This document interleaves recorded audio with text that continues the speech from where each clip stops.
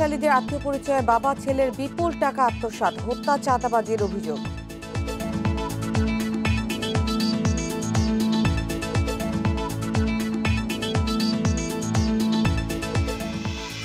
আওয়ামী লীগের কেন্দ্রীয় কমিটির 7 পদ শূন্য, দক্ষ ত্যাগী পরীক্ষিতদের অগ্রাধিকার দেওয়ার সিদ্ধান্ত।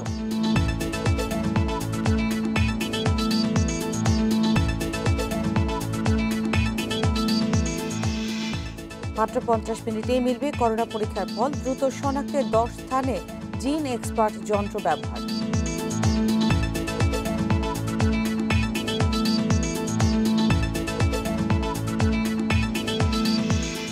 বন্যার পানি নামলেও এখনো জলাবদ্ধ অনেক অঞ্চল, জলাধার দখল, অপরিকল্পিত ড্রেনেজকে দায়।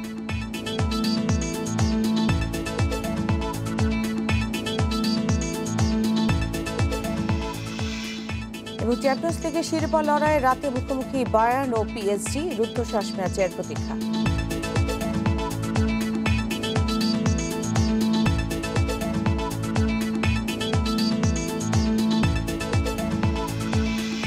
স্বাগত ইন্ডিপেন্ডেন্ট সংবাদ। এই মুহূর্তের সংবাদে আপনাদের সঙ্গে আছি আমি নুসরাত আফরিন।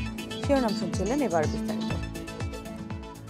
কখনো পুলিশ কর্মকর্তা, কখনো মন্ত্রী বা প্রধানমন্ত্রীর উপদেষ্টার আত্মীয়, এমন নানা পরিচয়ে বিপুল টাকা হাতিয়ে নিয়েছেন গোলাম মোস্তফা আদর ও তার বাবা গোলাম মোহাম্মদ কালু। বদলির কথা বলে রাজশাহীর পুলিশ সুপারের কাছ থেকে 5 লাখ টাকা নিয়ে উল্টো করেছেন চাঁদাবাজির মামলা। ক্যাসিনো কাণ্ডে গ্রেফতার সাবেক কাউন্সিলর মঞ্জু ও রাজীবকে জামিন পাইয়ে দেওয়ার কথা বলে 20 লাখ টাকা নিয়েছেন এই বাবা ছেলে।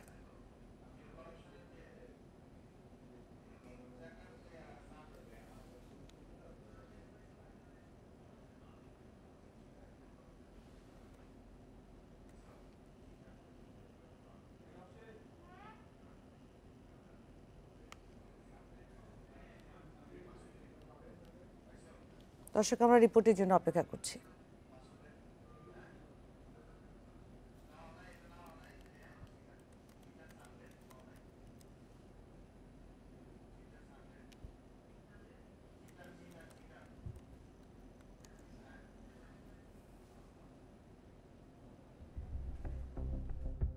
গোলাম মোস্তফা আদরের সঙ্গে 2018 সালে পরিচয় রাজশাহী রেঞ্জের পুলিশ সুপার বেলায়েত হোসেনের। এরপর স্বরাষ্ট্রমন্ত্রী ও আইজিপি স্বজন পরিচয় দিয়ে বেলায়েতকে পছন্দের জায়গায় বদলি করিয়ে দেওয়ার প্রস্তাব দেয় আদর। এক পর্যায়ে চিকিৎসার জন্য ধার চায় 10 লাখ টাকা, বদলির আশায় 5 লাখ টাকা দিয়েও দেন এসপি। পরে এ টাকা ফেরত চাইলে উল্টো চাঁদাবাজির মামলায় পড়েন তিনি। দেখেন, আমি একজন রানিং এসপি, আমার নামেই সে এরকমভাবে মামলা দিল, মিডিয়ায় আসলো, তাহলে সাধারণ মানুষ কি অসহায় আনবেছে? সাধারণ মানুষ তো অনেকেই টাকা পাবে। এ ঘটনায় ধানমন্ডি থানায় জিডি করেন বেলায়েত। পুলিশ তদন্তে নামলে একে একে বেরিয়ে আসে বাবা ছেলের প্রতারণার নানা তথ্য। ক্যাসিনো কাণ্ডে গ্রেপ্তার হওয়া সাবেক কাউন্সিলর মইনুল হক মঞ্জু ও তারেকুজ্জামান রাজীবের স্ত্রীর কাছ থেকেও জামিন পাইয়ে দেওয়ার কথা বলে 20 লাখ টাকা হাতিয়ে নিয়েছে তারা। আরে 8 লাখ না 30 লাখ লাগবে, প্রয়োজন বোধে আমরা আপনারে হেল্প করব। আপনি শুধু 15 লাখ দিবেন, তারপর বাকিটা আমরা আপনারে দিব। 2016 সালে বংশাল থানায় কালু ও আদরের নামে আছে হত্যা চেষ্টা মামলা। 2015 সালে উত্তরা থেকে অপহরণের পর নারায়ণগঞ্জে নিয়ে বেসরকারি বিশ্ববিদ্যালয়ের ছাত্র আসিফ ইমরানকে হত্যা মামলার প্রধান 2 আসামি তারা। এখন সে মামলার বিচার চলছে। টাকা দেওয়ার কেউ নাই, এটাও একটা কারণ, বা হয়তো ওকে চার্জ করেছে। তখনও বারবারই বলতেছে বাপ মাও চলে গেছে হজে। আমরা তো হজে গেছি আগে, কেন তো মাস পিরিয়ডে সে হাইজাক হয়েছে আর কি। তাদের নারায়ণগঞ্জের গ্রামের বাড়িতে গিয়েও পাওয়া যায় প্রতারণার নানা অভিযোগ। কাউকে জমি উদ্ধার, কাউকে আবার ব্যাংকে ঋণ পাইয়ে দেওয়ার কথা বলে নিয়েছেন টাকা। পরে 2011 সালে পালিয়ে আসেন ঢাকায়। ব্যাংক ঋণ শোধ না করায় নিলামে বিক্রি হয়েছে তাদের বাড়ি। ডিআইজি নাকি কেমন আত্মীয় স্বজন এরকম বলে টাকা পয়সা নিয়ে এসেছে। আলমগীরের টানে টাকা দিয়েছিল, ওইখান থেকে আমরা জানি অনেক খারাপ।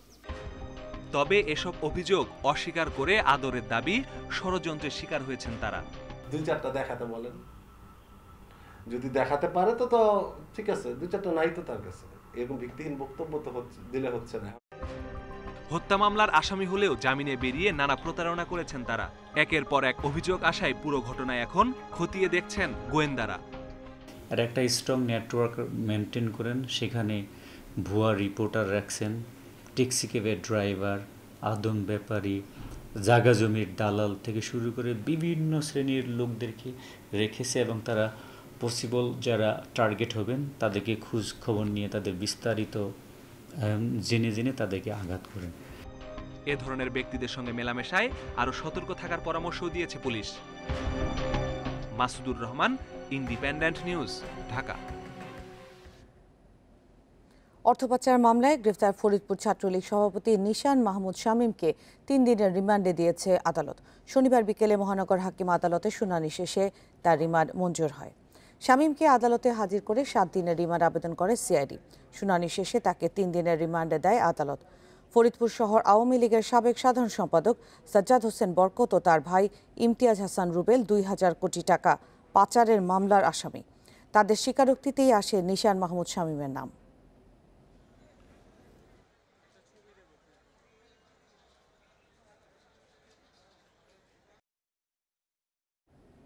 এদিকে ফরিদপুর ছাত্রলীগের সভাপতি নিশান মাহমুদ শামীম ও সাধারণ সম্পাদক সাইফুল ইসলামকে বহিষ্কার করেছে কেন্দ্রীয় ছাত্রলীগ। সংগঠনের সভাপতি আল নাহিয়ান খান ও সাধারণ সম্পাদক লেখক ভট্টাচার্যের সই করা এক চিঠিতে এই তথ্য নিশ্চিত করা হয়েছে। এতে সংগঠনের নীতি, আদর্শ ও শৃঙ্খলা পরিপন্থী কর্মকাণ্ডে জড়িত থাকার তাদের বহিষ্কার করা হয়েছে বলে জানানো হয়। অর্থ পাচার মামলায় শুক্রবার ঢাকার উত্তরা থেকে গ্রেফতার হন নিশান মাহমুদ শামীম।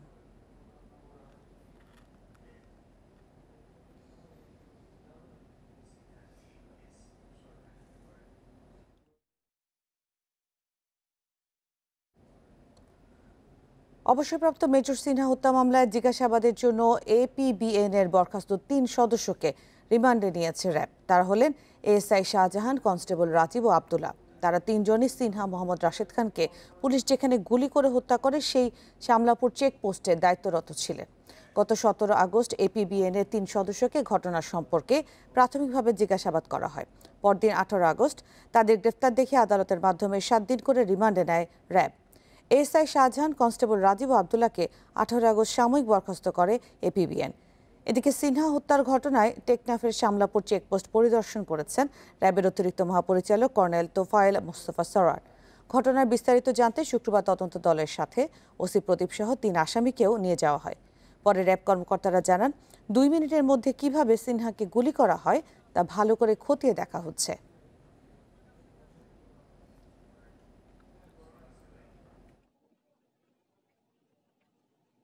আমাদের উদ্দেশ্যটাই একটা, যে আমাদের যে তথ্য প্রমাণ আমরা পাচ্ছি জাস্ট আমরা যাতে করতে পারি, মানে একটা সাথে আরেকটা মিলিয়ে আমরা সঠিক আমরা তথ্য প্রমাণ তথ্য যেটা আছে এটাকে হ্যান্ড আউট করার জন্য আমাদের। মোহাম্মদ নাসিম ও শাহরা খাতুনের মৃত্যুর পর সভাপতি মণ্ডলীর 2টি সহ আওয়ামী লীগের কেন্দ্রীয় কার্যনির্বাহী কমিটির মোট 7টি পদ শূন্য রয়েছে। কারা আসছেন এসব পদে দলের ভিতরে এ নিয়ে চলছে আলোচনা। নীতি নির্ধারকরা বলছেন, সাংগঠনিকভাবে দক্ষ এবং দলের ত্যাগী ও পরীক্ষিতরা আসবেন এসব পদে। করোনা পরিস্থিতি কিছুটা স্বাভাবিক হলেই দলের সভাপতি শেখ হাসিনা দ্রুত সিদ্ধান্ত নেবেন এ ব্যাপারে।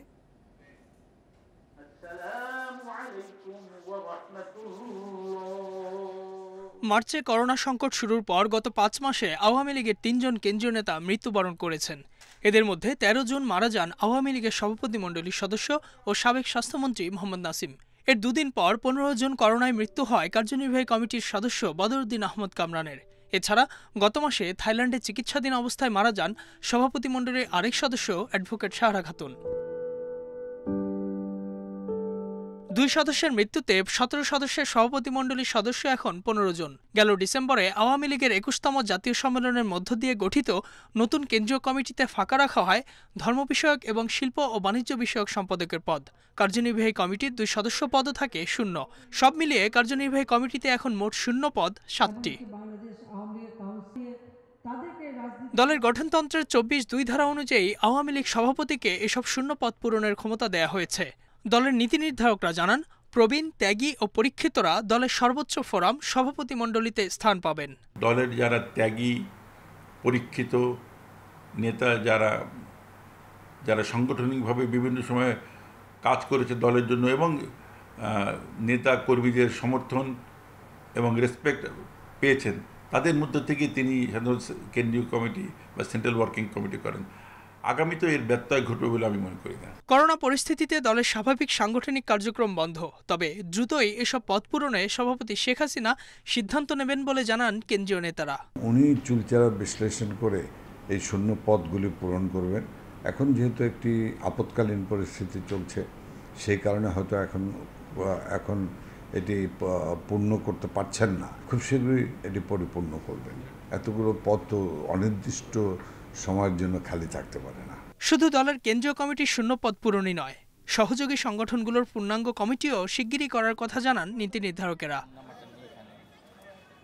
Ijazur Rahman, independent news, Dhaka.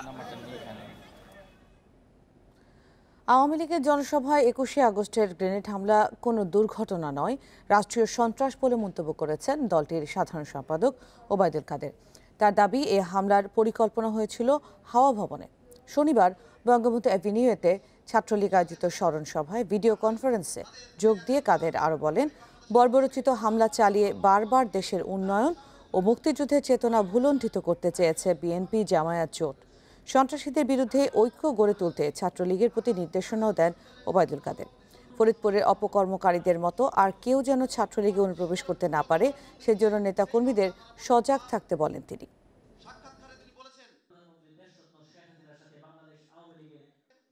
তাদের প্রাইম টার্গেট ছিল দেশরত্ন শেখ হাসিনা, আমাদের আস্থার বাতিঘর। মুছে দিতে চেয়েছিল মুক্তিযুদ্ধের চেতনা, আমাদের আশার শেষ ঠিকানাকে স্রষ্টা সেদিন বাঁচিয়ে দিলেও ততক্ষণে আমরা হারিয়েছি আইবি রহমান সহ আরো 23 জন। এদিকে ২১শে আগস্ট গ্রেনেড হামলার কথা শুনে খালেদা জিয়া বিচলিত হয়ে পড়েছিলেন বলে জানিয়েছেন বিএনপি মহাসচিব মির্জা ফখরুল ইসলাম আলমগীর। পাশাপাশি এ ঘটনায় বিএনপি প্রধানের সম্পৃক্ততার অভিযোগও নাকচ করেন তিনি। শনিবার গণমাধ্যমে পাঠানো এক বিবৃতিতে ফখরুল বলেন, এর সঙ্গে বিএনপি চেয়ারপারসনকে জড়িয়ে প্রধানমন্ত্রীর বক্তব্য রাজনৈতিক উদ্দেশ্য প্রণোদিত। বিবৃতিতে ২১শে আগস্টের ঘটনাকে ভয়াবহ এবং হতাহতের ঘটনাকে মর্মস্পর্শী ও হৃদয় বিদারক বলেও মন্তব্য করা হয়েছে। ফখরুল আরও জানান, এই আকস্মিক হামলার কথা শুনে হতবাক খালেদা জিয়া দ্রুত হতাহতদের খবর নিতে থাকেন। শুক্রবার ২১শে আগস্টের গ্রেনেড হামলায় খালেদা জিয়ার সম্পৃক্ত থাকার কথা উল্লেখ করেন প্রধানমন্ত্রী শেখ হাসিনা।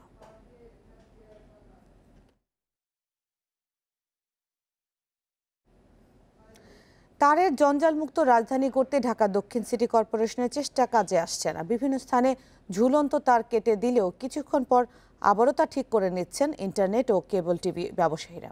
তবে নগর কর্তৃপক্ষ বলছে তারগুলো আবারও কেটে দেওয়া হবে। আগামী ৬ মাসের মধ্যে পুরো ব্যবস্থাপনা ঢেলে সাজানো হবে। ধানমন্ডির সাতেরে ১০-১২ দিন আগেই বিদ্যুতের খুঁটি ঘেরা ইন্টারনেট ডিশসহ অন্যান্য সংযোগ কেটে দিয়েছিল ঢাকা দক্ষিণ সিটি কর্পোরেশন, কিন্তু আবারও তা ফিরে গেছে আগের অবস্থায়। শুধু এই সড়কই নয়, ঢাকার প্রায় সব সড়কেই দেখা মেলে এমন তারের জট।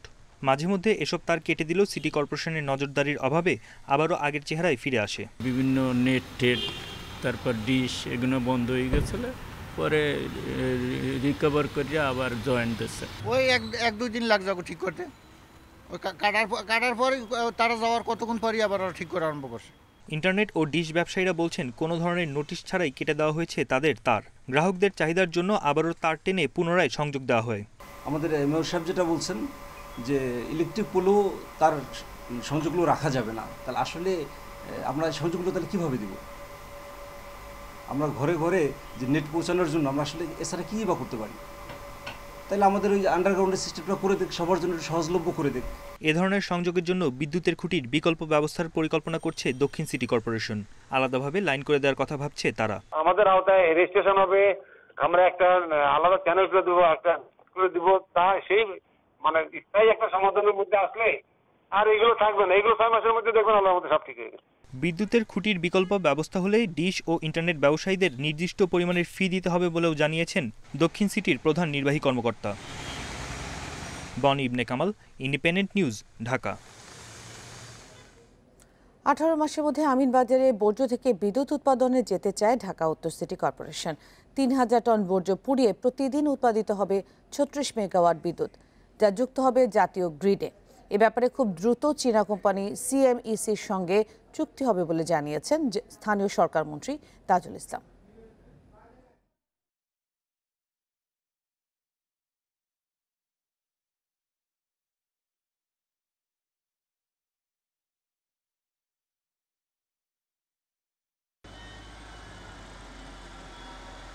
ঢাকা উত্তর সিটির ৫৪টি ওয়ার্ডে প্রতিদিন উৎপাদিত হয় প্রায় ৩,০০০ টন বর্জ্য, যা ফেলা হয় আমিনবাজারের ল্যান্ডফিল্ডে।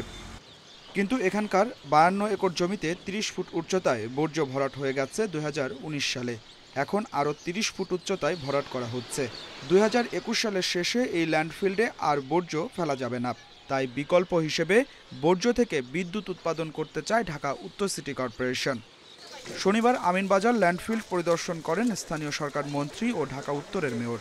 পরে মেয়র আতিকুল ইসলাম জানান, এজন্য অধিগ্রহণ করতে হবে ৮২ একর জমি। সেখানে ৩টি বিদ্যুৎ প্ল্যান্ট সহ তৈরি হবে ইকো পার্ক। 25 তারিখ থেকে 26 তারিখ আমি যেটা শুনলাম, বিদ্যুৎ বিভাগ টেরিফ নেগোসিয়েশন করবে, যে কোম্পানি বিদ্যুৎ তৈরি করবে তাদের সাথে। যারা এখানে কাজ নেবেন সেই কোম্পানি কিন্তু পাইলিংয়ের কাজ শুরু করেছে। আমাদের এখন যত দ্রুত সম্ভব জমিটাকে অ্যাকুইজিশন করে তাদের কাছে দিতে পারবো, তত দ্রুত তারাও কিন্তু কাজটা শুরু করতে পারবে। স্থানীয় সরকার মন্ত্রী তাজুল ইসলাম জানিয়েছেন, সম্পূর্ণ বিদেশি অর্থায়নে এই বিদ্যুৎ কেন্দ্র নির্মাণ করা হবে। উৎপাদিত বিদ্যুৎ নির্ধারিত মূল্যে বিনিয়োগকারী প্রতিষ্ঠান থেকে কিনে নেবে সরকার। ইনসিনারেশন প্ল্যান্ট বাস্তবায়িত হলে আমাদের ডেইলি যে পরিমাণ বর্জ্য উৎপাদন হচ্ছে সেটাও যেমনিভাবে নিষ্পত্তি করা হবে, তেমনিভাবে এখান থেকেও আপনার কিছু কিছু বর্জ্য রেগুলার ওই নতুন বর্জ্যের সাথে মিক্স করে তারা ইনসিনারেট করে ফেলবেন, পোড়াইয়ে ফেলবেন। আমিনবাজারের ল্যান্ডফিল্ডে কাজ শুরুর পর ঢাকা দক্ষিণ সিটি ও গাজীপুরে আরও 2টি প্রকল্প বাস্তবায়ন করা হবে বলেও জানান স্থানীয় সরকার মন্ত্রী। Adilur Rahman, independent news, Dhaka. গত ২৪ ঘন্টায় করোনায় আরও ৪৬ জনের মৃত্যু হয়েছে। ৯১টি ল্যাবে ১১,৩৫৬ নমুনা পরীক্ষায় নতুন শনাক্ত ২,২৬৫ জন। স্বাস্থ্য অধিদপ্তরের বিজ্ঞপ্তিতে দেওয়া হয়েছে এসব তথ্য। এতে দেশে করোনা আক্রান্তের সংখ্যা দাঁড়ালো ২,৯২,৬২৫ জনে। মোট প্রাণহানি ৩,৯০৭ জনের। পরীক্ষা বিবেচনায় শনাক্তের হার ১৯.৯৫%। শনাক্ত বিবেচনায় মৃত্যুর হার ১.৩৪। গত ২৪ ঘন্টায় সুস্থ হয়েছেন আরও ২,৯৫২ জন। এ নিয়ে মোট সুস্থ ১,৭৫,৫৬৭ জন। শনাক্ত বিবেচনায় সুস্থতার হার ৬০%। বিজ্ঞপ্তিতে আরও জানানো হয়েছে, সারা দেশে কোভিড হাসপাতালের ১৫,২৫৫ শয্যার মধ্যে এখন ১১,০০০ই ফাঁকা। ৫৪৫টি আইসিইউ বেডের মধ্যে খালি ২১৩টি।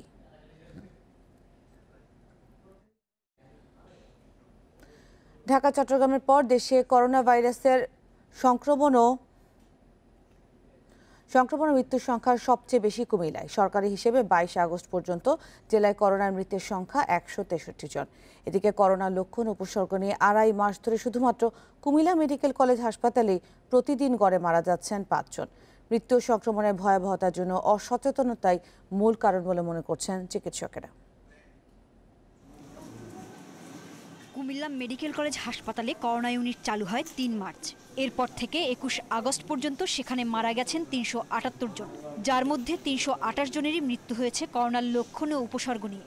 বাকি ৫০ জন ছিলেন করোনা পজিটিভ।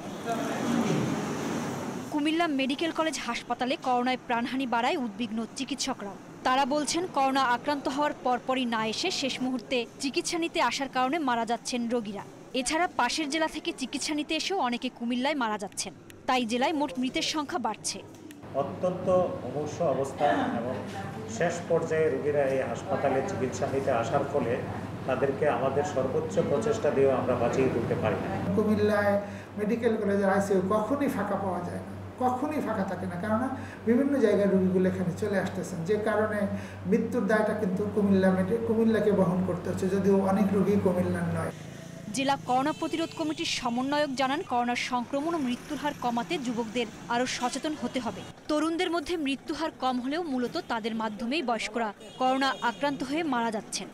আক্রান্তর হারটা কিন্তু এই ২০ থেকে ৩০ বছর ৩৫ বছরের মধ্যেই বেশি, এবং তারা যখন করোনা ভাইরাসে আক্রান্ত হয়ে তাদের ঘরে যাচ্ছে এবং নিয়ম মানছে না, তখন তাদের বাবা মা আক্রান্ত হচ্ছে, পরিবারের মুরব্বীরা আক্রান্ত হচ্ছে, সেখানে হয়তো মৃত্যুর হারটা বেড়ে যাচ্ছে। কুমিল্লা সিভিল সার্জন কার্যালয়ের তথ্য মতে এ পর্যন্ত জেলায় প্রায় ৩০,০০০ নমুনা সংগ্রহ করা হয়েছে। Independent news desk. নমুনা সংগ্রহের পর মাত্র ৪৫ থেকে ৫০ মিনিটেই মিলবে করোনা পরীক্ষার ফল। যক্ষ্মা পরীক্ষায় ব্যবহৃত জিন এক্সপার্ট যন্ত্রের মাধ্যমে দ্রুত করোনা পরীক্ষার রিপোর্ট দেওয়া সম্ভব হচ্ছে। এরই মধ্যে ঢাকা, টাঙ্গাইল, বগুড়া সহ দেশের 10টি স্থানে এই যন্ত্রের মাধ্যমে করোনা পরীক্ষার সুবিধা পাচ্ছেন সংকটাপন্ন রোগীরা। বগুড়ার শহীদ জিয়াউর রহমান মেডিকেল কলেজ হাসপাতালের পিসিআর ল্যাবে করোনা পরীক্ষার ফল পেতে অনেক ক্ষেত্রে 1 সপ্তাহ থেকে 10 দিন পর্যন্ত সময় লাগে। সংকটাপন্ন রোগীদের ক্ষেত্রে এই দীর্ঘসূত্রিতা অনেক ক্ষেত্রে মারাত্মক হয়ে দাঁড়াতো। এই সংকট নিরসনে গত 15 আগস্ট থেকে বগুড়ায় শুরু হয়েছে করোনা পরীক্ষায় জিন এক্সপার্ট যন্ত্রের ব্যবহার। মূলত যক্ষ্মা রোগের জন্য ব্যবহৃত হলেও এই যন্ত্রের মাধ্যমে মাত্র 45 থেকে 50 মিনিটের মধ্যে পাওয়া যাচ্ছে করোনা পরীক্ষার ফল। এরই মধ্যে বগুড়ায় অন্তত 60টি নমুনা পরীক্ষা হয়েছে যন্ত্রের মাধ্যমে। আগে 2 সাইকেলে পরীক্ষা করা হতো, এখন 3 সাইকেলে পরীক্ষা করা হচ্ছে এবং প্রতি সাইকেলে 94 অর্থাৎ এখন প্রায় 282টি করে প্রত্যেকদিন স্যাম্পলের পরীক্ষা আমরা করতে পারছি এবং সে কারণে আমাদের স্যাম্পলের আর ব্যাকলগ এখন নেই বললেই চলে।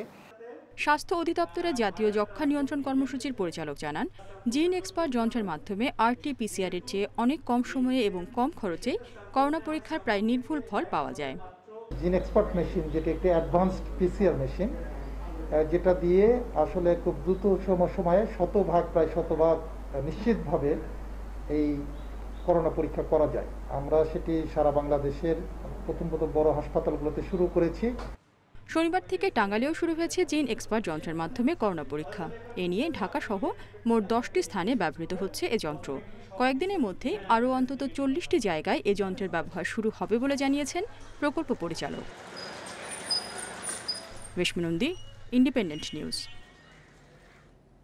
করোনা পরিস্থিতিতে গেল 5 মাসে দেশে সিরামিক খাতের ক্ষতি 1,500 কোটি টাকা। Ceramic manufacturers and exporters association বলছে, এই সময় নির্মাণ কাজ বন্ধ থাকায় বিক্রি কমেছে ব্যাপকভাবে। লোকসানের মুখে এরই মধ্যে ব্যবসায় গুটিয়ে নিয়েছেন অনেকে। 14 বছর ধরে টাইলসের ব্যবসা করছেন মাজিদুল ইসলাম মওদুদ। রাজধানীর বাংলা মোটরের সিরামিক মার্কেটে তার দোকান। করোনার কারণে গেল 5 মাসে বিক্রি না থাকায় দোকান ছাড়তে বাধ্য হচ্ছেন তিনি। এটা ভাড়া দিতে পারতেছি না, স্টাফ স্যালারি দিতে পারতেছি না, গোডাউন ভাড়া দিতে পারতেছি না, নিজের যে একটা খরচ আছে এটা বহন করতে পারতেছি না। এখানে যাতায়াত করলে একটা খরচ আছে নিজস্ব, এটাও বহন করতে পারতেছি না। সিরামিক মার্কেট ঘুরে দেখা গেছে ক্রেতা না থাকায় মোবাইল ফোনে গেম খেলে সময় কাটাচ্ছেন দোকানিরা। তারা জানান 2-3 দিন পর পর দেখা মেলে 2-1 ক্রেতার। এদিকে বিক্রি কমে যাওয়ায় বেতন পাচ্ছেন না বলে জানান অনেক বিক্রয়কর্মী। গত বছরের 5 মাসে আমাদের প্রতিদিন অ্যাভারেজে দেখা যাচ্ছে 5টা থেকে 10 জন কাস্টমার থাকতেন। এখন আমরা সপ্তাহে 3-4টা কাস্টমার বেশি পাচ্ছি না। 1-2 জন আমাদের থেকে ক্রয় করে আর বাকিরা শুধু এসে চলে যায়। স্যালারি 2 মাসের পাচ্ছি না। তারপরে কথা হলো যে আপনাদের আগে 2-4-5-10 জন আসতো মাল কিনতো, এখন তো একজনও পাচ্ছি না। সিরামিক ব্যবসায়ীদের সংগঠন BCME বলছে গেল বছর প্রতি মাসে গড়ে 450 কোটি টাকার বিক্রি হয়েছে এই খাতে। চলতি বছর করোনার কারণে মার্চের পর থেকে 30% নেমেছে বিক্রি। নির্মাণ কাজ বন্ধ থাকায় 5 মাসে এই খাতের ক্ষতি প্রায় 1,500 কোটি টাকা। আমাদের টাইলস এবং স্যানিটারি আমরা জানি যে কনস্ট্রাকশনে একটা হিউজ ইউজ হয়, তো যখন কনস্ট্রাকশন বন্ধ ছিল তখন এটা কনজাম্পশনও অনেক কমে গিয়েছে। ওভারঅল যদি আমি বলি লাস্ট 5 মান্থসে অ্যারাউন্ড 300 কোটি করে হলেও অলমোস্ট 1,500 কোটি টাকার একটা ইম্প্যাক্ট আমাদের এই সেক্টরই করেছে। দেশে বাণিজ্যিকভাবে সিরামিক পণ্য উৎপাদন করে 51টি প্রতিষ্ঠান। 90% স্থানীয় চাহিদা মিটিয়ে 50টির বেশি দেশে রপ্তানি হলেও করোনার কারণে প্রায় 5 মাস ধরে ক্ষতিগ্রস্ত এই খাত। Irin Khatun, independent news, Dhaka. অতিবৃষ্টি ও পাহাড়ি ঢলের জেরে গত 26 জুন থেকে শুরু হয় বন্যা। পরে 3 ধাপে প্লাবিত হয় দেশের অন্তত 31 জেলা। এরই মধ্যে বন্যার পানি নেমে গেলেও এখনও জলাবদ্ধতার কবলে দেশের অনেক অঞ্চল। খালবিল সহ বিভিন্ন জলাধার দখল ও অপরিকল্পিতভাবে ড্রেনেজ ব্যবস্থার জেরে একদিকে যেমন স্বাভাবিক জীবনযাত্রায় ঘটছে ছন্দপতন, অন্যদিকে বিরূপ প্রভাব পড়ছে অনেক অঞ্চলের কৃষিতে। প্রায় 1.5 মাস আগে রংপুর থেকে নেমে গেছে বন্যার পানি। তবে ভোগান্তি থেকে এখনও রেহাই মেলেনি রংপুর সিটি কর্পোরেশনের 9 ওয়ার্ডের মানুষের। প্রায় 50,000 মানুষ এখন নাকাল জলাবদ্ধতায়। পরিবার দুয়ার ভাঙি মানুষ নীলাচত হয়ে গেছে, যাই যেখানে পাশো সেইখানে চলে যাচ্ছে। বেরিবাদ যদি কাজ করতো তাহলে এত আমাদের ক্ষয়ক্ষতি হতো না। টাঙ্গাইল পৌর এলাকার বেশ কিছু এলাকা এখনও বন্যা পরবর্তী জলাবদ্ধতার কবলে। প্রভাবশালীদের বছরের পর বছর ধরে জলাধার দখলের জেরে সময়ের সাথে সাথে দুর্ভোগ বাড়ছে, দাবি স্থানীয়দের। খালগুলা বন্ধ হয়ে রয়েছে, মানুষের ময়লা আবর্জনা ফালিয়ে বন্ধ করে রাখছে, এটা ক্লিয়ার না করলে তো পানি যাবে না। শহর রক্ষাবাদ না থাকায় সুরমার পানি সামান্য বাড়লেও তলিয়ে যায় সুনামগঞ্জ শহরের আবাসিক এলাকা। এদিকে পরিকল্পিত ড্রেনেজ ব্যবস্থা না থাকায় সে পানি নামতেও অনেক সময় লাগে। যে ড্রেন দিছে পৌরসভা, এটা প্রয়োজনের তুলনায় অতি নগণ্য। কুড়িগ্রামে জলাবদ্ধতার কবলে পড়ে কয়েক হাজার একর জমিতে আমনের আবাদ অনিশ্চিত হয়ে পড়েছে। পানির নিষ্কাশনের পথ বন্ধ থাকায় আবাদি জমি ডুবে গেছে, আর রোপণ মৌসুম চলে গেলেও আমন আবাদ করতে না পেরে হতাশায় কৃষকরা। হাজার হাজার একর জমিতে আর আবাদ করতে পারছি না। এখানে হাজার হাজার কৃষকও মনে করেন যে আমাদের খুব ক্ষতিগ্রস্ত অবস্থায় আছে। সবাই ভীষণ পারছি, কিন্তু আগাতে পারছি না, পানির কারণে। পানি না যাওয়ার কারণে আমরা কিছু করতে পারছি না। অতিবৃষ্টির কারণে চুয়াডাঙ্গার কেটের মাঠ এলাকা প্রায় 2000 বিঘা জমি তলিয়ে আছে পানিতে। এর মধ্যে সদর উপজেলা প্রশাসনের পক্ষ থেকে পানি বের করে দেওয়ার উদ্যোগ নেওয়া হয়েছে। চুয়াডাঙ্গা সদরের কেটের বিল সহ আলমডাঙ্গা এবং দামোদরের বেশ কিছু বিল আছে যেখানে কৃত্রিম জলাবদ্ধতার সৃষ্টি হয়েছে, এবং জলাবদ্ধতার ফলে বেশ কিছু জমি আমনের আবাদের বাইরে চলে যাওয়ার মতো অবস্থা উপক্রম হয়েছে। মানিকগঞ্জ পৌর এলাকা থেকে বন্যার পানি নেমে গেলেও বেশিরভাগ নিচু জায়গায় রয়ে গেছে জলাবদ্ধতা। পৌরসভার 9 ওয়ার্ডে চরম দুর্ভোগে প্রায় 2 লাখ মানুষ। রেশমি নন্দী, ইন্ডিপেন্ডেন্ট নিউজ। নদ-নদীর পানি বৃদ্ধি আর জোয়ারের কারণে বাঁধ ভেঙে প্লাবিত হয়েছে লক্ষ্মীপুরের বেশ কিছু এলাকা। সড়ক ও সেতু ভেঙে যাওয়ায় বিভিন্ন যোগাযোগ ব্যবস্থা বিচ্ছিন্ন রয়েছে। পানিবন্দী অবস্থায় দিন কাটাচ্ছেন কয়েকটি গ্রামের অন্তত 50,000 মানুষ। বৃষ্টির কারণে কয়েকদিন ধরেই পানি বাড়ছে লক্ষ্মীপুরের নদ নদীগুলো। পরিস্থিতি আরও খারাপ করেছে জোয়ারের পানি। স্রোতের তোড়ে তোরাবগঞ্জ মতিরহাট সড়কের 300 মিটার সড়ক ভেঙে পানি ঢুকে পড়েছে কয়েকটি এলাকায়। যোগাযোগ বিচ্ছিন্ন হয়ে গেছে জেলা ও উপজেলার সঙ্গে। ধসে পড়েছে নবীগঞ্জ টরলরেন্স সড়কের সেতু। বুড়িরহাট এলাকায় 500 মিটার তীররক্ষা বাঁধ ভেঙে প্লাবিত কয়েকটি গ্রাম। 9টা ইউনিয়নের মধ্যে 5টা ইউনিয়নে ব্যাপক ক্ষতিগ্রস্ত। এই অবস্থায় মানুষ চলাচলের বিষয় হিমশিম খাচ্ছে। 10 থেকে 15টা কালভেট এই জোয়ারে ক্ষতিগ্রস্ত হয়েছে। জোয়ারের কারণে আমাদের একটি ব্রিজ চলে গেছে। পানিবন্দী অবস্থায় 50,000 মানুষ। পরিস্থিতির উন্নতি না হলে মেঘনার ভাঙনে বিলীন হওয়ার আশঙ্কায় অনেক এলাকা। কোটি কোটি টাকার বাণিজ্য, যেটা এখানকার জেলেদের জন্য খুব গুরুত্বপূর্ণ একটা বিষয়, জেলেদের জীবিকা নির্বাহের জন্য। আর আমাদের এই মতিরাটের এই সড়ক ভেঙে যাওয়ার কারণে এখানকার মানুষ, এই মতিরাট অত্র অঞ্চলের মানুষ লক্ষ্মীপুর তথা তোরাবগঞ্জ এই সড়ক থেকে আমরা আজকে বিচ্ছিন্ন হওয়ার পথে। জনপ্রতিনিধিরা বলছেন ক্ষতিগ্রস্তদের তালিকা তৈরির কাজ চলছে। এরপর শুরু হবে ত্রাণ কার্যক্রম। সড়ক সংস্কার ও মেরামতের কাজ শুরু হবে দ্রুত। অনতিবিলম্বে আপনার মেঘনা নদীর বাঁধ তৈরি করতে হবে। বাঁধের কোনো বিকল্প নেই। বাঁধ যদি তৈরি করা যায় তাহলে এই মেঘনা নদী থেকে আমাদের কমলনগর রামগতি রক্ষা পাবে। বর্ষা এবং অতি জোয়ারের কারণে আমরা এই কাজটুকু ইতিমধ্যে করার চেষ্টা করলেও কিন্তু করা সম্ভব হচ্ছে না। তারপরেও আমরা প্রশাসনিকভাবে এই ডিডির সাথেও কথা হয়েছে যেন খুব দ্রুত যেন এই মানুষের চলাচলের যে জায়গাটুকু ক্ষতি হয়েছে এই কাজটুকু যেন আমরা দ্রুত সম্পূর্ণ করতে পারি। লক্ষ্মীপুরের 5 উপজেলায় রয়েছে প্রায় 65 কিলোমিটার বেড়িবাঁধ। বিভিন্ন সময় ভাঙনে বিলীন হয়েছে 37 কিলোমিটার অংশ। এখন ঝুঁকির মুখে অর্ধশতাধিক পয়েন্ট। মাহমুদুন নবী, ইন্ডিপেন্ডেন্ট নিউজ ডেস্ক। এ বিষয়ে আরো জানাতে এখন লক্ষ্মীপুর থেকে যোগ দিচ্ছেন সহকর্মী আব্বাস হোসেন। আব্বাস, লক্ষ্মীপুরে জোয়ারের পানির চাপাচ কেমন দেখছেন, আর নদী ভাঙনের শিকার যে সড়কটি রয়েছে তোরাবগঞ্জ আর মতিরহাটে, সেটি মেরামত আসলে প্রশাসন কোনো উদ্যোগ নিয়েছে কিনা?